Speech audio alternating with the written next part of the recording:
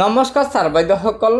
সদৌ অসম প্ৰাথমিক শিক্ষক সন্মিলনীয়ে ৰাজ্যৰ শিক্ষক কৰ্মচাৰীসকলৰ বাবে আজি বহুকেইটা গুৰুত্বপূৰ্ণ খবৰ দিছে, যিকেইটা খবৰ আমাৰ ৰাজ্যৰ প্ৰতিজন শিক্ষক কৰ্মচাৰীয়ে জনাটো অত্যন্ত প্ৰয়োজন। হয় ছাৰ বাইদেউসকল, এই পেপাৰখনতে আজিৰ এই গুৰুত্বপূৰ্ণ খবৰকেইটা আছে।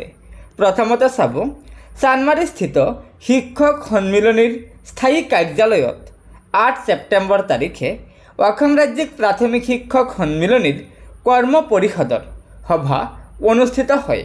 সন্মিলনীৰ ভাৰপ্ৰাপ্ত সভাপতি নীলাক্ষী গগৈয়ে সভাপতিত্ব কৰা সভাখনত উদ্দেশ্য ব্যাখ্যা কৰে অসম ৰাজ্যিক প্ৰাথমিক শিক্ষক সন্মিলনীৰ সম্পাদক প্ৰধান ৰাতুল চন্দ্ৰ গোস্বামী ডাঙৰীয়াই।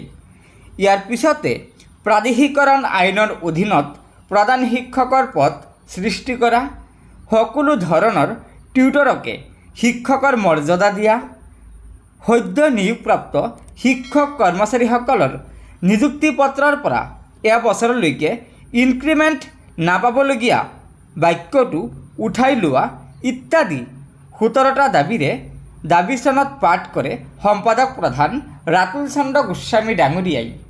ৰাতুল চন্দ্ৰ গোস্বামী ডাঙৰীয়াই লগতে আৰু কৈছে যে শিক্ষক কৰ্মচাৰীসকলৰ গ্ৰেড পে প্ৰাপ্তিৰ বাবে নতুন পৰিকল্পনা গ্ৰহণ, প্ৰধান শিক্ষকৰ পদ সৃষ্টিৰ সম্পৰ্কত সকলোৱে উপকৃত হ'ব পৰাকৈ আলোচনা কৰাৰ বাবে 6 অক্টোবৰত এখন অভিৱৰ্তন অনুষ্ঠান আয়োজন কৰাৰ বাবেও প্ৰস্তাৱ গ্ৰহণ কৰা হৈছে।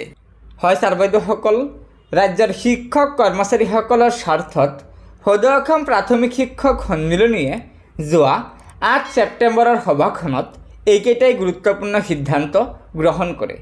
গতিকে ছাৰ বাইদেউসকল, লগৰ বন্ধুবৰ্গক এই ভিডিঅ'টো শ্বেয়াৰ কৰি আজিৰ এই গুৰুত্বপূৰ্ণ খবৰকেইটা জনাই দিব আৰু নতুনকৈ অহা ছাৰ বাইদেউসকলে অনুগ্ৰহ কৰি আমাৰ এই চেনেলটো ছাবস্ক্ৰাইব কৰি ল'ব। ধন্যবাদ।